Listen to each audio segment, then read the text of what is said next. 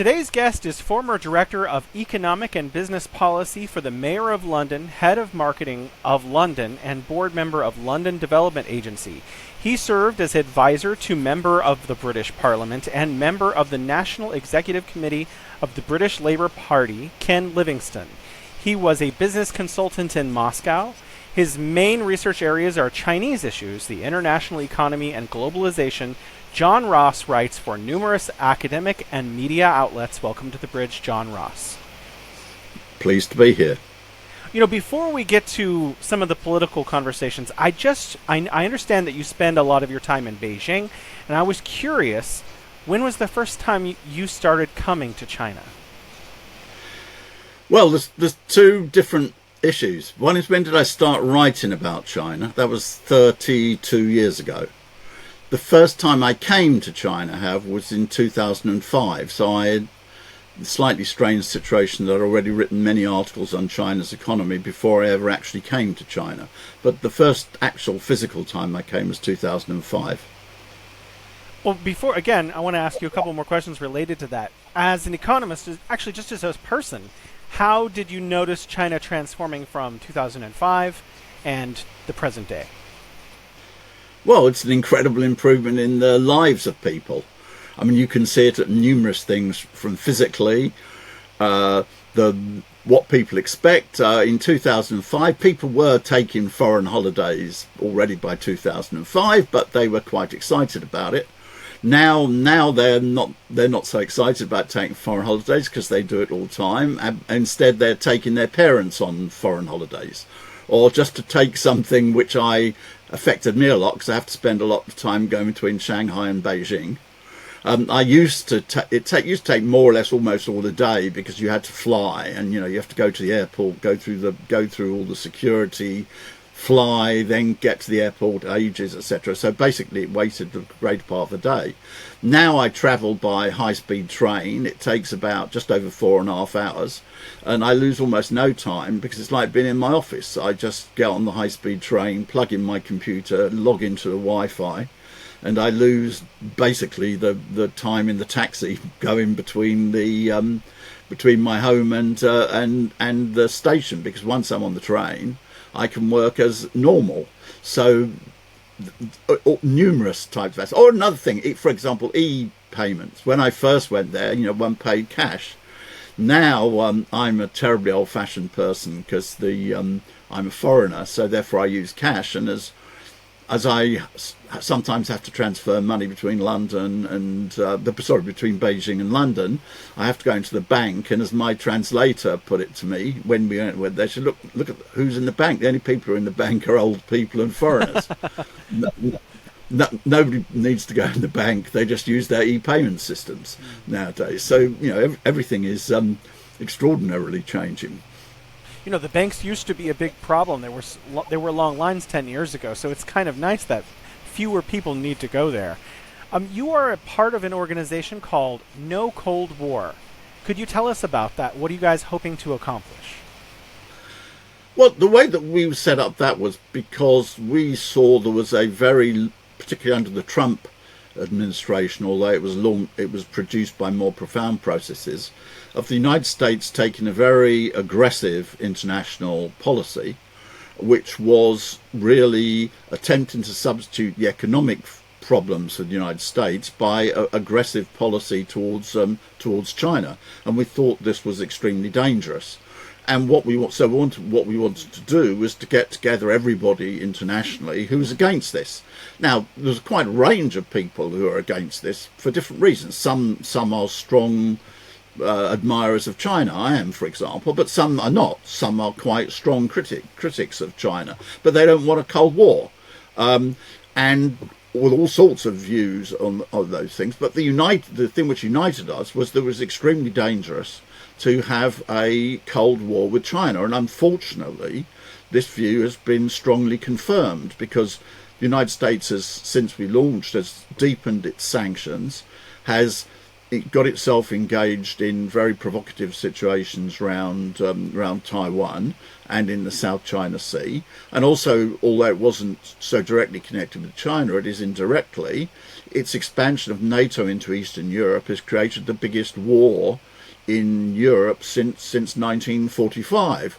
And there are other developments. So unfortunately, the situation has got a little bit worse. So we launched it as no Cold War, but there are, I'm afraid, some hot wars going on at the present time as well. Not overall. There's not a war between China and the United States directly, but unfortunately, the United States is continuing with the policy of attempting to shift issues onto what I'd call military-related means. That doesn't necessarily mean directly war. It can mean rather provocative actions around Taiwan. It can mean provocative actions in the South China Sea.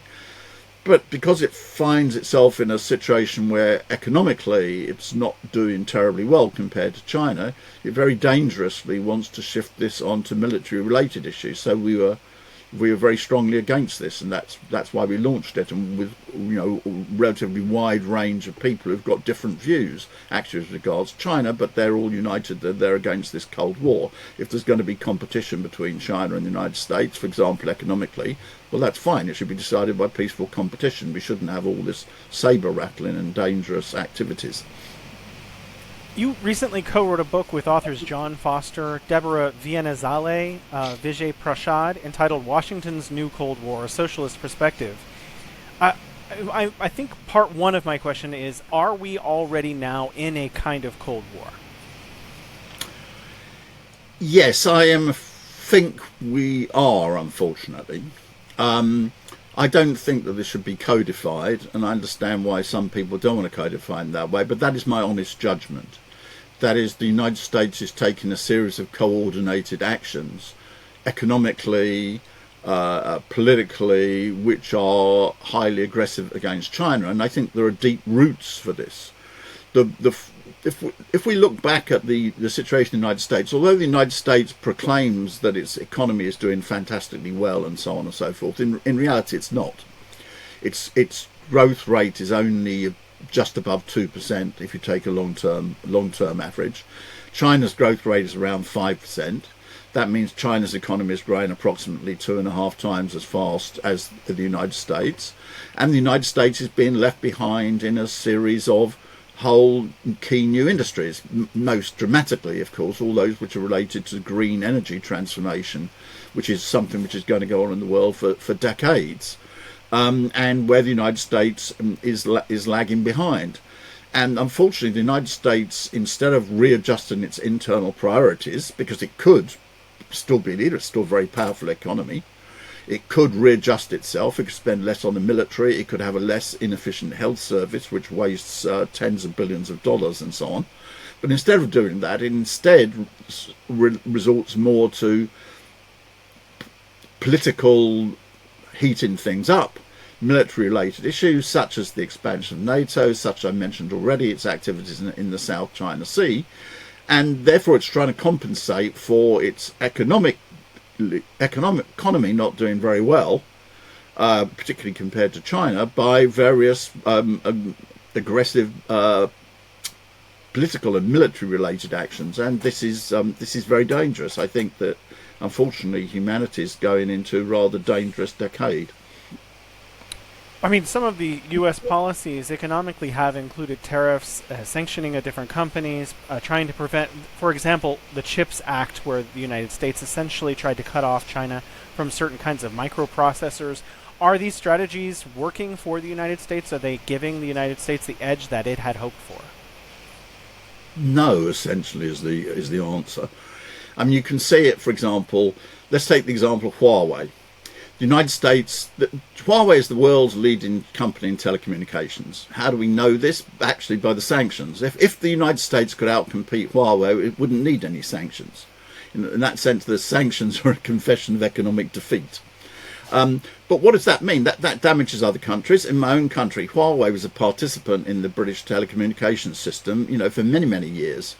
And it was cut out by order of the United States, a result of which is we're getting 5G later than we need to. It's more expensive than it need be, and this is a lose for Britain. But the United States was intent on doing that because it wanted to try to greatly damage Huawei. Well, it did. In the short term, it did some damage by banning the Huawei's use of the Android operating system, for example. It did great damage in the short term to Huawei's mobile phone business. But after about 2 years, Huawei has now sprung back. It's now got round these sanctions, and it's got a smartphone, which is, the equal of the of Apple or anybody else in the world.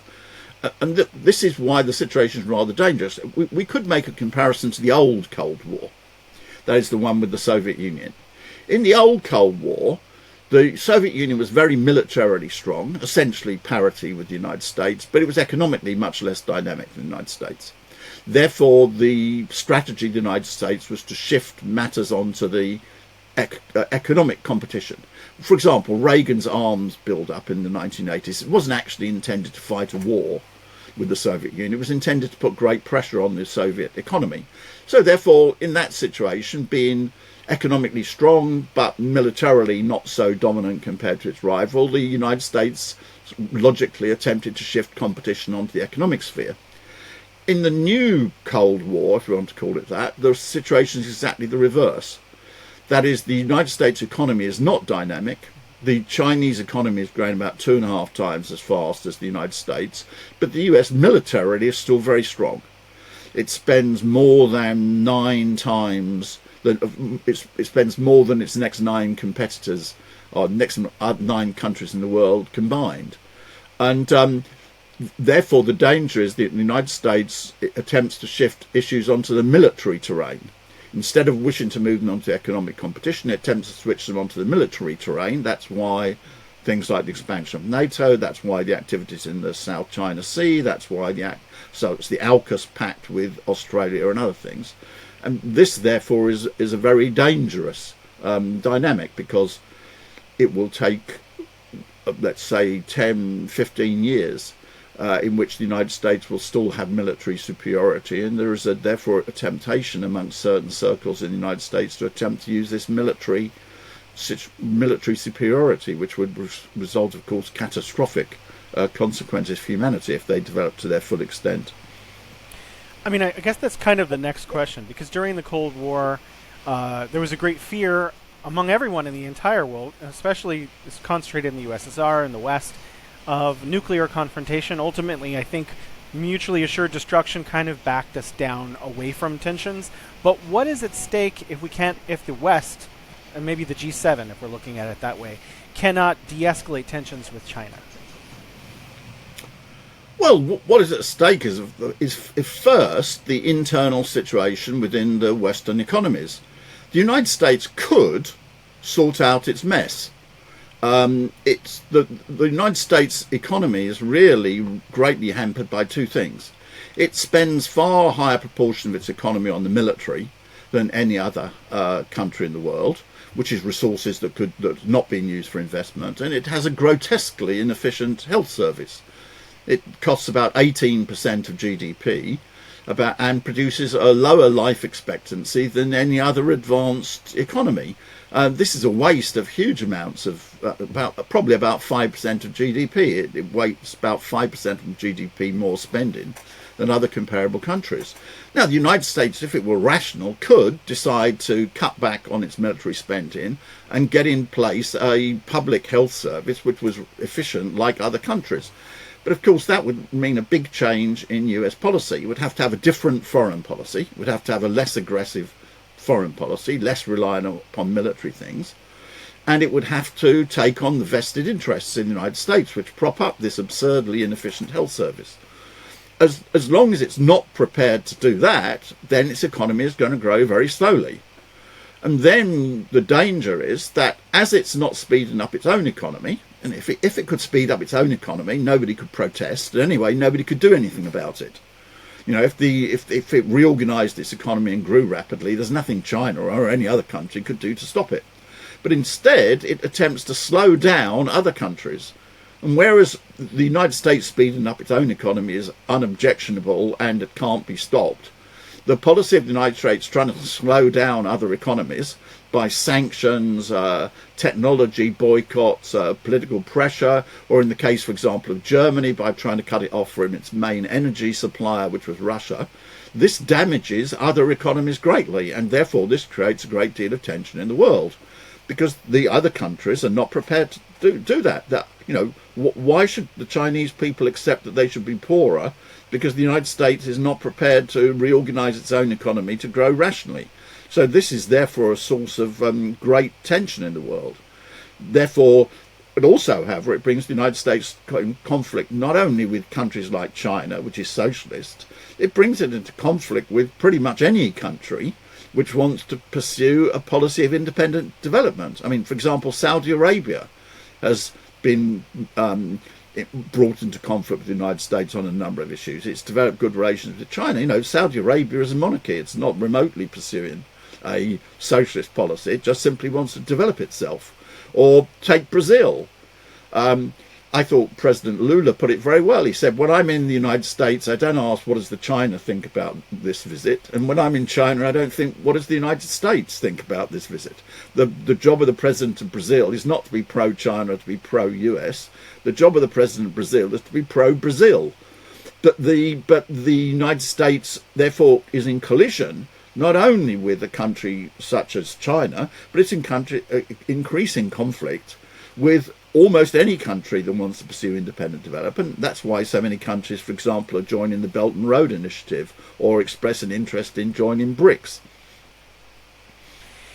In your book, China's Great Road, you dissect China's economy and you say something that surprised me and a lot of other people, I think, as well, and that is that China's economy has superior anti-crisis economic performance.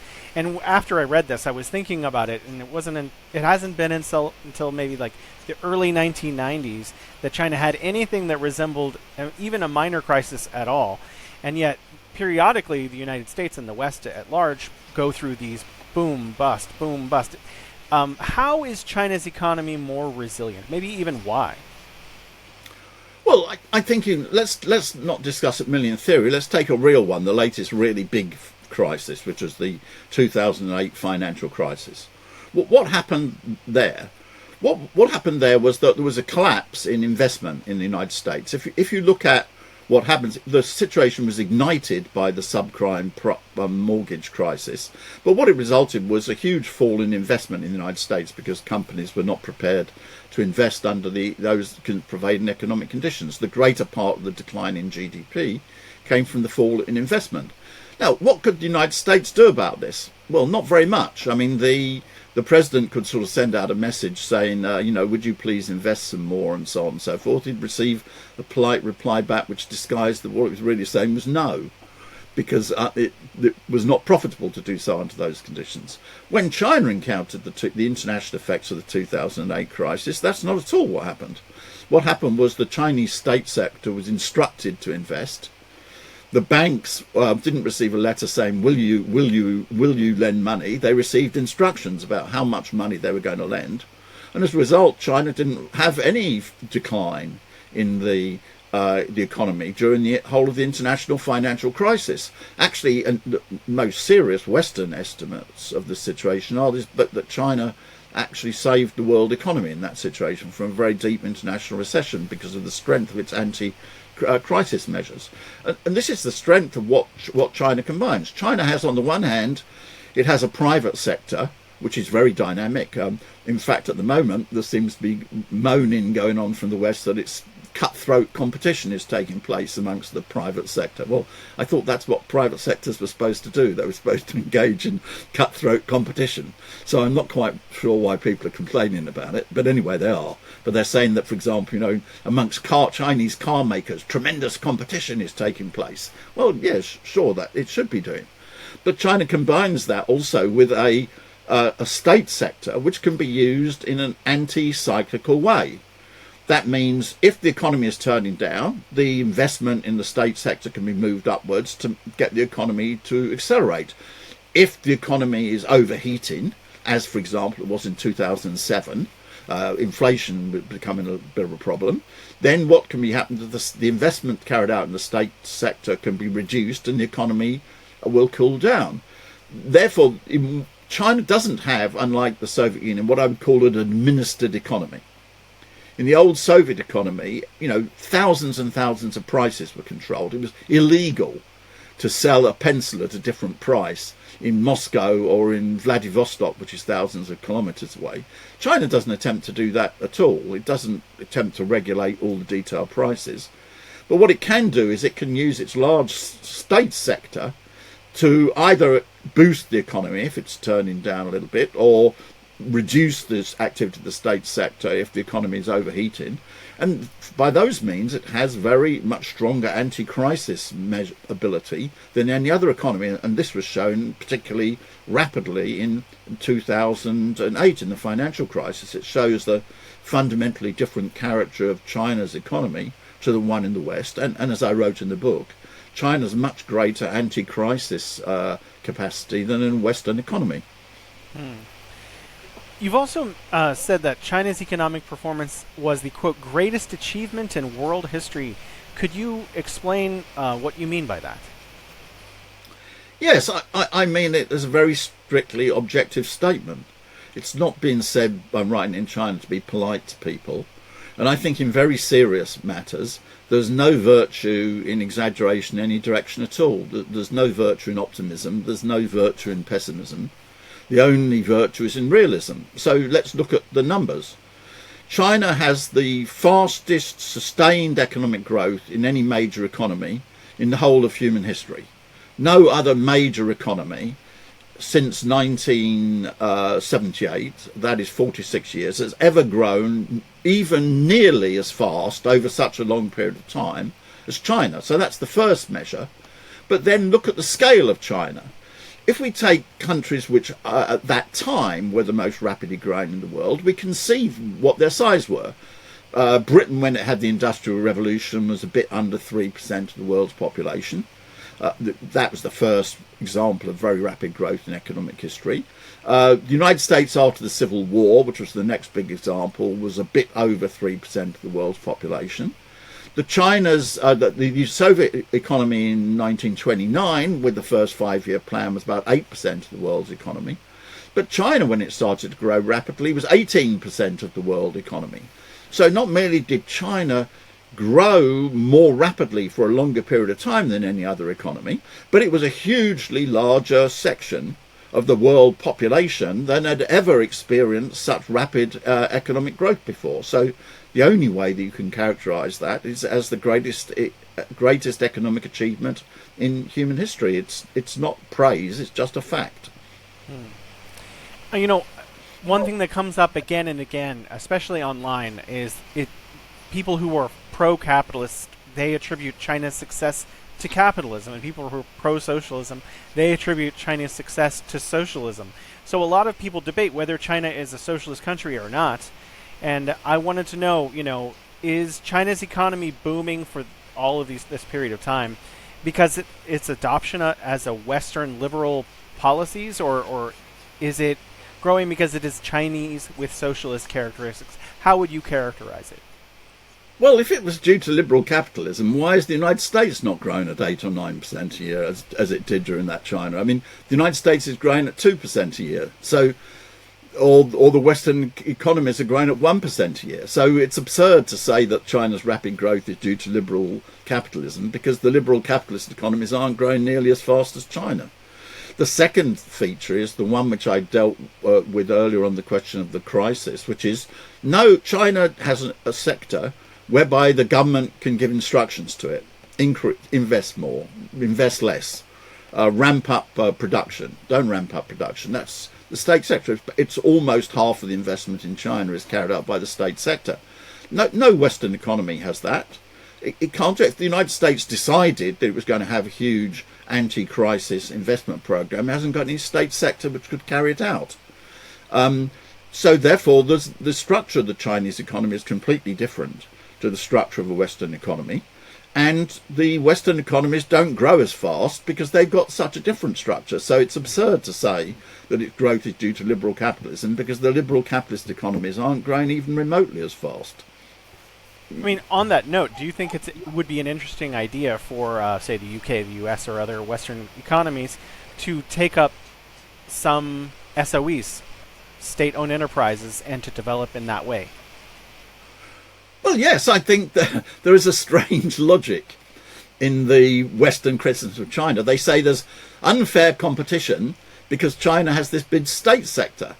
Well, but according to their theory, having a big state sector should be a disadvantage, because they tend to say private is good and state is bad. Well, in that case, it should be a big disadvantage. They should say, well, it's very, China's economy is very inefficient because it's growing very slowly. So they're forced to contradict their own ideology on this.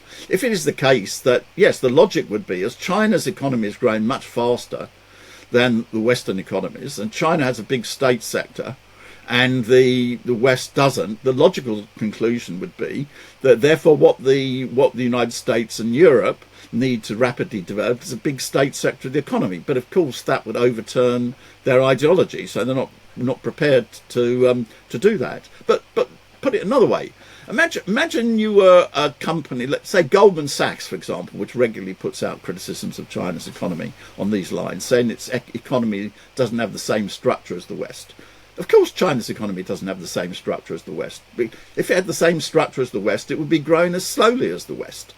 The fact that China's economy is growing faster than the West is because it's got a different structure to the West. But then, supposing a company came to Goldman Sachs and said, well, look, we're thinking of entering this industry, and we noticed that some companies in this industry are growing faster than others.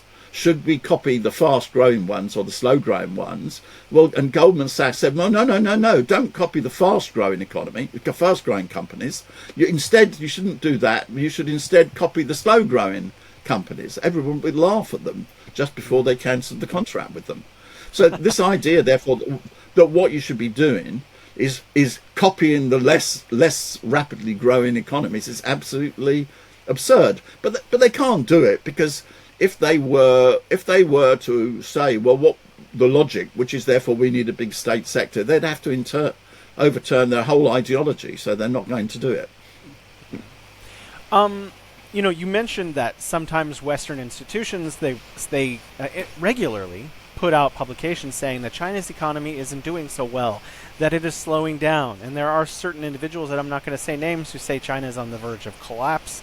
You've already mentioned that China's GDP last year grew by more than 5%, and the U.S. only grew by about just above 2%. How is it that these publications justify that China's economy is growing slowly? What do you think China's prospects are in the near term, in the next year or two, for economic growth? I would think that let's start off by looking at what the Chinese government predicts and says it's going to achieve. At the time of the adoption of the latest 5-year plan, there was a discussion about economic targets to 2035. The way it was formulated was, there is no obstacle to achieving a doubling of GDP between 2020 and 2035, and also a doubling of GDP per capita by 2035. It wasn't quite put as an official target. The way that it was put is, there is no obstacle. Okay. To do that, China would have to grow at 4.7% a year between 2020 and 2035. It's actually growing at slightly over 5%, so it's a bit ahead of target. But what that means is China is on target to do what it's set itself, which is by 2035 to double its per capita GDP.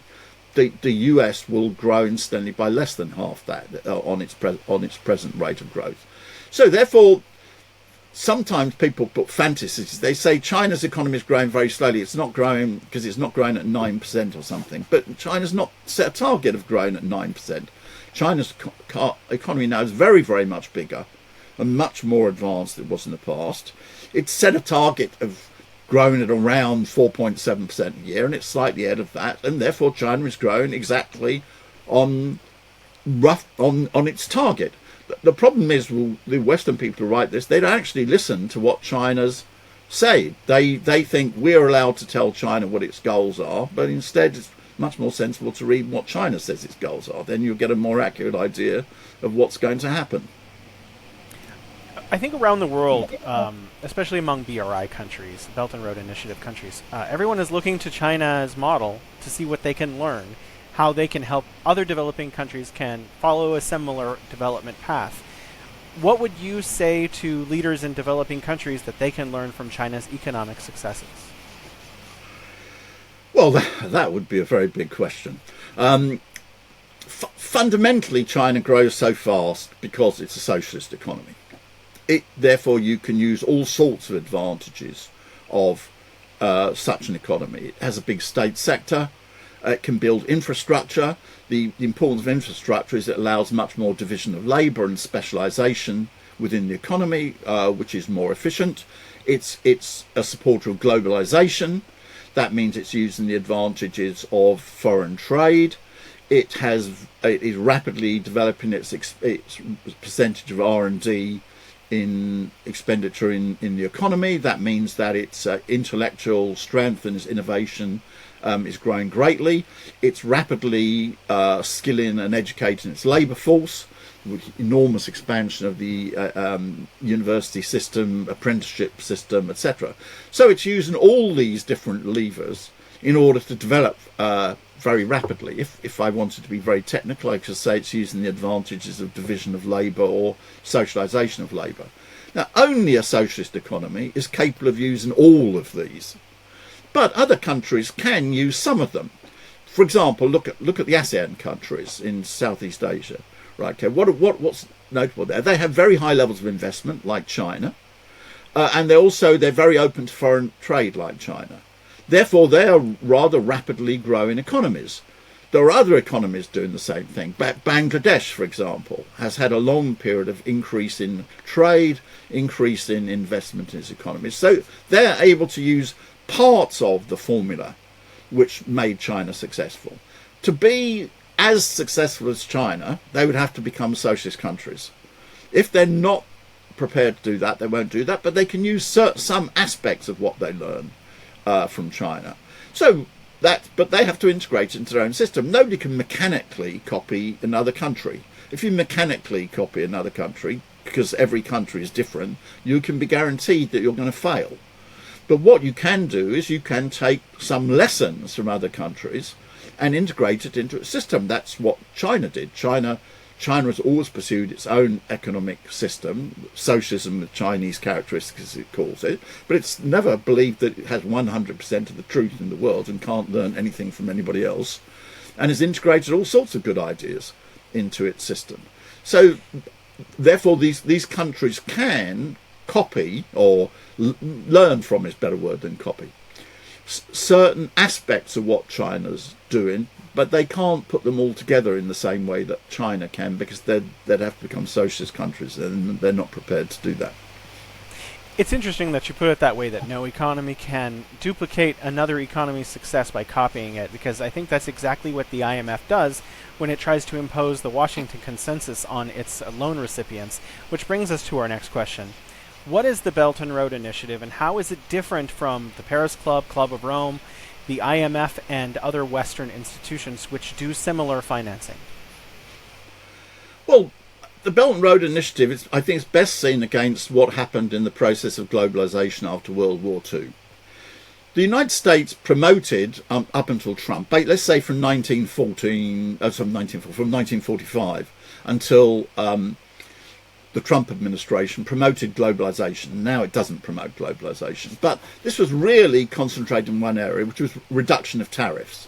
Now, that's very good. One should reduce tariffs. I'm all in favour of the reduction of tariffs.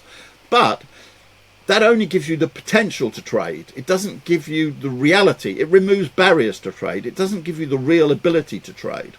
What's crucial about the Belt and Road Initiative is it links this to the question of infrastructure investment, which is the real ability to trade. That means the construction of ports, the construction of railways, the construction of highways, constructions of power supply, etc., which gives you the real ability to develop globalization, not merely by removing barriers, but by putting in place the positive things which allow that to be done. And China was able to do this because of the very rapid growth of its economy and its very large foreign exchange reserves. And it's therefore a higher form of globalization and development internationally than were the tariff reduction moves by the United States, although China is also in favour of tariff reductions and a supporter of globalization. So in that sense, that the Belt and Road Initiative is really a step forward compared to the previous models of globalization pursued by the United States after World War II. I wanted to ask you about the financing that is provided by China, because there's oftentimes the term debt trap is used. So if you were a developing country and you were the leader or someone who made a decision on as a developing country, is a concessional loan of 0% or 2% for a massive, say, a hydropower dam worth taking on for a 20-year loan with a 7-year grace period, for example, because there are similar loans to that that are being given by China or the AIIB. Is this something that you would recommend that developing countries do, build out infrastructure that helps them modernize for, say, 2% interest loans? Well, this stuff about the debt trap is one of the most stupid economic arguments ever put forward and purely hypocritical. If you were worried about debt traps, then the United States government should be warning banks against lending to its companies. There is no large company in the world which doesn't borrow money. If they didn't borrow money, they would all remain very small companies. The basis of taking out a loan is very simple. You believe that the return on the investment will be higher than the interest you paid for the loan, and that's how companies expand. They borrow money, they carry out investment, they grow. The return on the investment is higher than the interest rate at which they borrowed the money, and that's how they expand. Otherwise, the whole world would be divided into a whole series of small companies.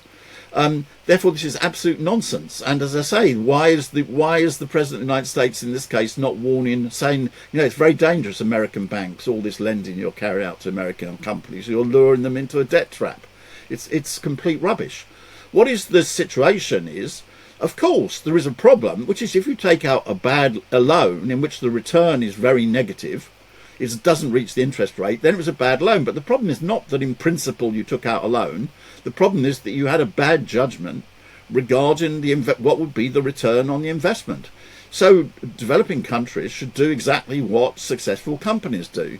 That is, they should borrow money at advantageous rates. That will help to increase the profitability of what they're investing in, and they have to choose investment projects which will yield a better return than the money which they pay out in interest. But the problem is not therefore that you take out a loan. If it doesn't work, it's not the problem is that you took out a loan. The problem is you choose a bad investment decision.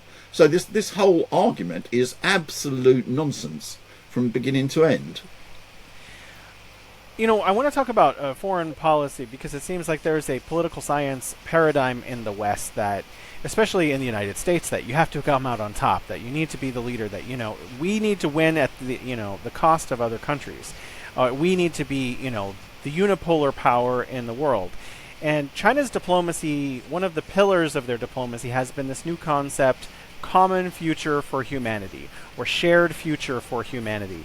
What does it mean, and why is it important for contemporary international relations? Well, there are several aspects to this. The one and the most immediate, that everybody can understand most simply, is, of course, that there are a whole series of problems which can't possibly be solved by one country. When COVID struck the world, couldn't be tackled by that one country. Climate change can't be tackled by one country. Terrorism can't be tackled by one country. Those immediate things. But there's also a much more fundamental economic basis to this, which is no country in the world can be the most efficient at producing everything. It's just not possible. So therefore, the science of economics was founded by Adam Smith by pointing out, therefore, what you should do. In that case, a country should produce those things which it's most efficient at producing, and import from other countries those things which they can produce more efficiently than it does. Otherwise, if it attempts to build up its whole economy in a completely all-rounded way, it is building up a whole series of inefficient sectors of the economy where it could be buying these things more cheaply from somewhere else. And this is the founding idea of economics, and it's been known, therefore, for more than 250 years. But what is therefore happening at the present time with the United States is that it's turning away from this into protectionism. But what does this mean? It means that the world becomes increasingly independent, and economics is one of those subjects in which, fortunately, 1 + 1 can be more than 2. That means that if you produce efficiently and you buy from another economy which can produce something else more efficiently than you can, both of you will gain out of this situation. And that's the economic basis of the common destiny of humanity. The world has benefited greatly from the internationalized and globalized economy, but in order to maintain that, it has to pursue congruent, sensible policies in other fields. That is, it has to preserve peace, it has to preserve open trade, and so on. And that's the common destiny of humanity. The United States conception, which is a zero-sum game, which is I win, and if I win, you lose, and if you win, I lose, is just false. The foundation of economics is that it shows that, as I say, 1 + 1 can be more than 2. You can both win if you cooperate, and that's what's the foundation of China's common destiny of humanity in an economic sense. Well, moving from your answer towards and back towards no Cold War, or the fact that maybe we've entered in a Cold War. 5 years ago, people were talking about decoupling or de-risking, and they've stopped talking about that because maybe, I guess the question is, can economic codependence between global partners like the UK, EU, US, and China facilitate enough interdependence to prevent conflict?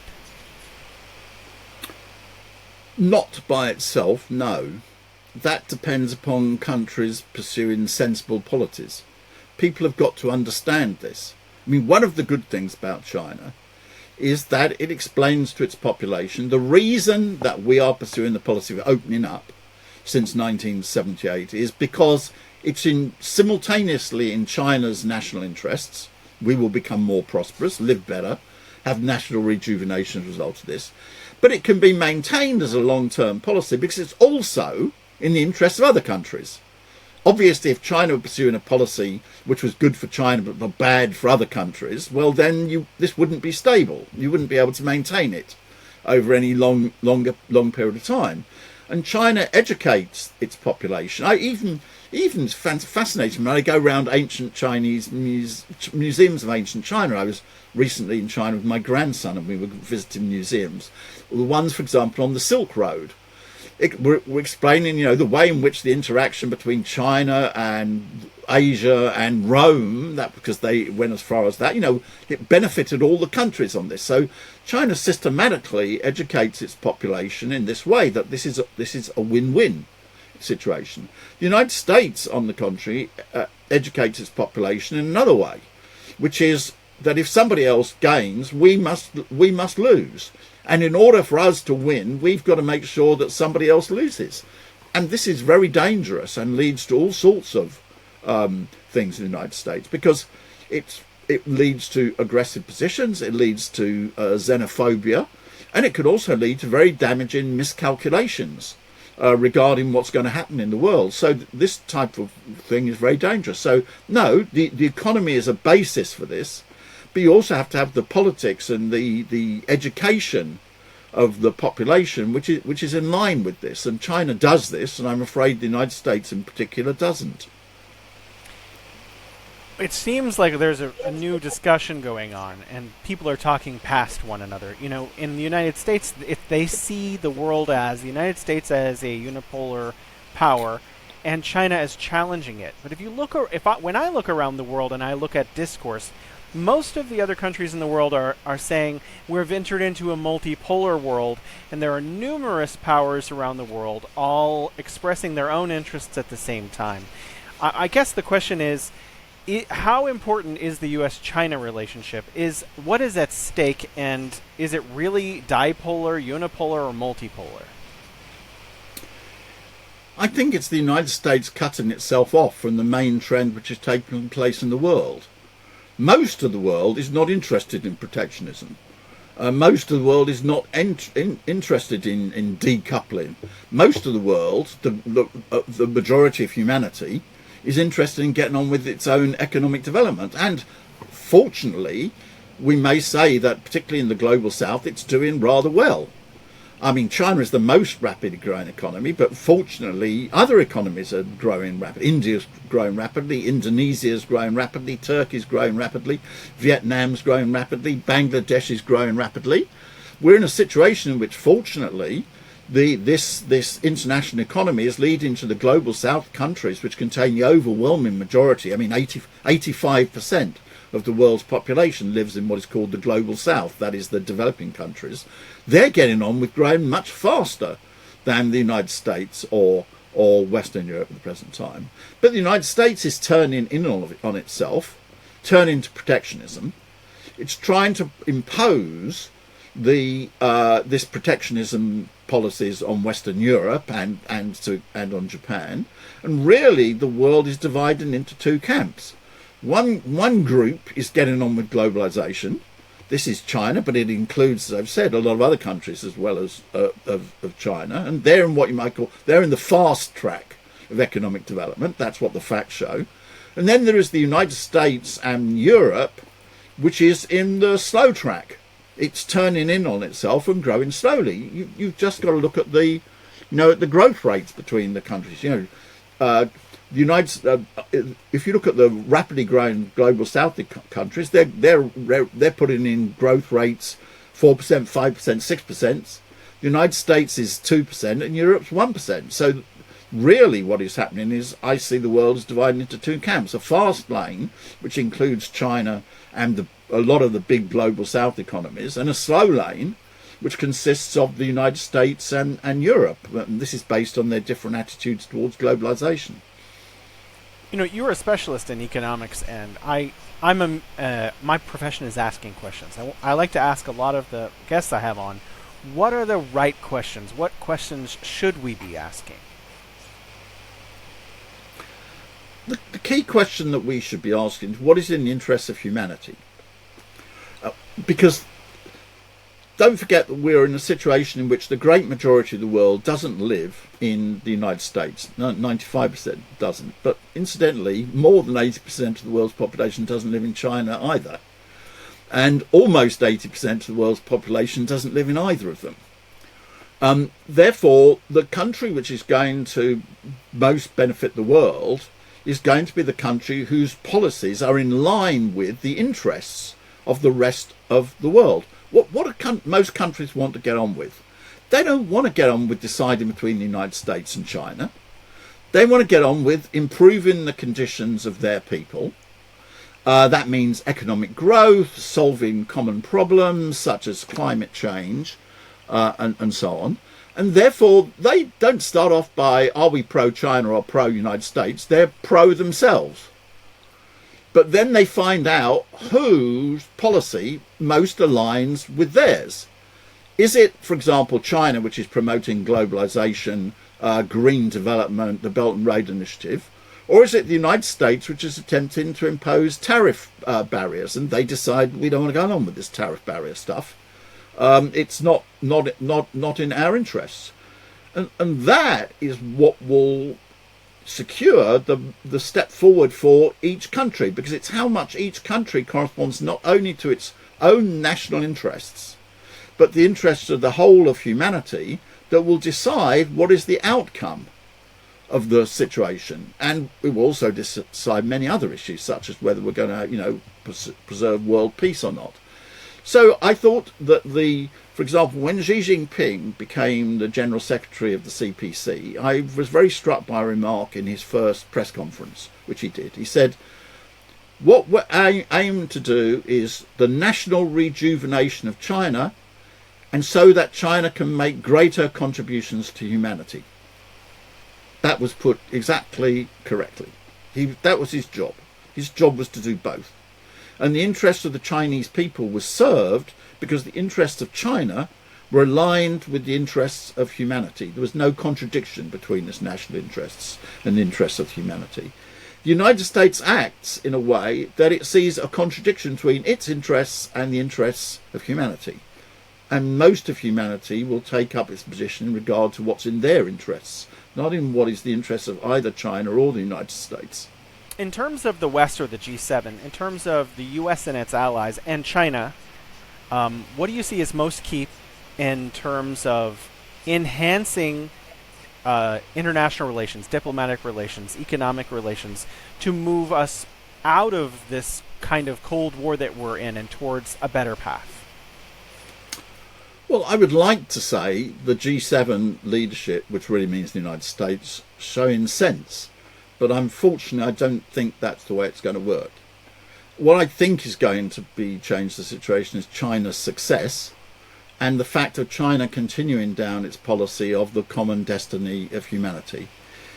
The United States is engaged at the present time in a rather futile struggle, which it can't win, which is the United States wants to remain the largest economy in the world. Okay. To do that, as China has more than 4 times the population of the United States, the Chinese people must never have even 1/4 of the living standards of the United States. Because otherwise, as a matter of simple arithmetic, by per capita GDP, if China gets even 1/4 of the per capita GDP of the United States, it becomes the largest economy in the world. Are the Chinese people going to accept that they have only 1/4 of the living standards of the United States? No, they're not going to. Incidentally, later in this century, the United States is going to face a similar problem with India, because the Indian people are not going to accept either that they should have less than 1/4 of the living standards of the United States. As the century develops, the United States will not even be the second country in the economy in the world. It will be the third. It will come after China. It will become after India. This is a very difficult psychological thing for the United States to adjust to, but it's just the realities of the situation. The only way that it could attempt to stop that instantly would be a nuclear war, in which case there wouldn't be a leading country of the United States, because the United States people would be obliterated and its economy by such a war. So that's not a very sensible thing. That's a question of, that's taking out a gun and blowing off your own feet. Now, my own country at one time was the most powerful country in the world. It had only 2 choices. It either decided to have a war with the United States in order to prevent the rise of the United States, which it did contemplate, particularly at the time of the American Civil War. It thought, there was a school of thought in Britain which said that Britain should intervene in the American Civil War on the side of the Confederacy in order to try to split up the United States. Fortunately, that policy was not pursued. If Britain was not going to have a war with the United States, then it had to accommodate itself to the new realities of power which would exist in the world, which was the choice that Britain took. Therefore, there was no war between Britain and the United States, fortunately. The United States will have to adjust to the fact that first China and then India are going to become the largest economies in the world. The United States will remain a very rich country. For many, many decades, the American people will have a higher income than the people of China or the people of India. It is impossible to militarily attack the United States because it's protected on one side by the Atlantic Ocean and the other side of the Pacific. I mean, short of a nuclear war. I mean, there's no conventional war which can be waged against the United States. The United States is therefore very safe, can be very prosperous. It's just not going to be the largest economy in the world. That's all. This is a terribly difficult thing for it to adjust to. I don't know if we have enough time, but I have one more question. Because you are an expert and you're from the UK and I'm from the United States.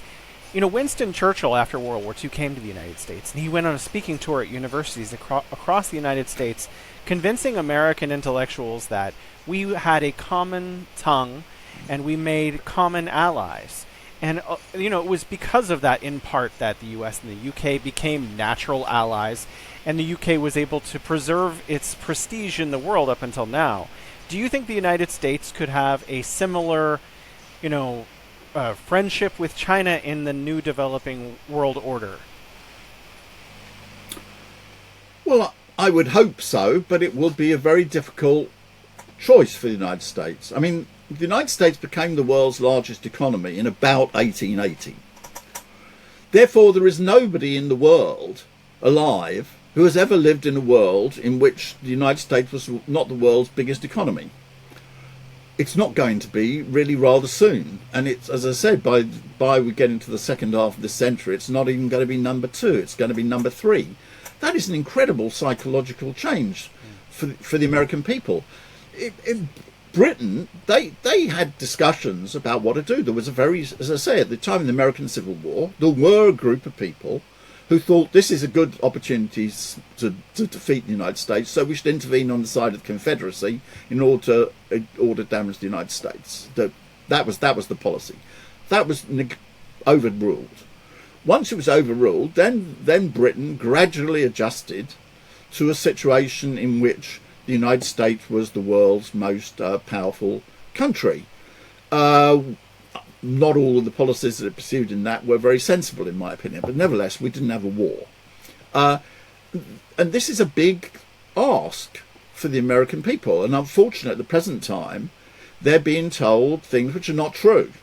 They're being told that we are going to remain the largest economy in the world. We are told that our economy is incredibly dynamic when it's not. We're told that the only reason that China is so successful in terms of research and development and science is because it's stealing American ideas, which is completely stupid. It was very well put by the head of Huawei. He said, "Well, how can I steal things from the United States? I produce things that they can't produce. How come I can't be stealing their activity, their science?" Or, and to give it its due, The Economist, which frequently writes wrong things about China, had a very good analysis recently of China's science. It said this claim that China is stealing success in, for example, in green industries by stealing the ideas of the United States is absolutely ridiculous. The reality is that China's research and development and science on the question of green energy, for example, is far ahead of the United States, and that's why the United States can't compete. And also, let's put it another even more fundamental thing. For over 400 years, people from Europe, or European origin, let's call them white people, were the dominant force in the world. That's coming to an end. The situation where the United States was no longer the world's largest economy will not merely be the end of, 160 years of US dominance, it'll be the end of the dominance of the European descended white race. That is an incredible psychological adjustment. That's 4 centuries of history, which is going to be overturned. Is it possible to go through such a tremendous change without tensions, without problems? No, it's completely impossible.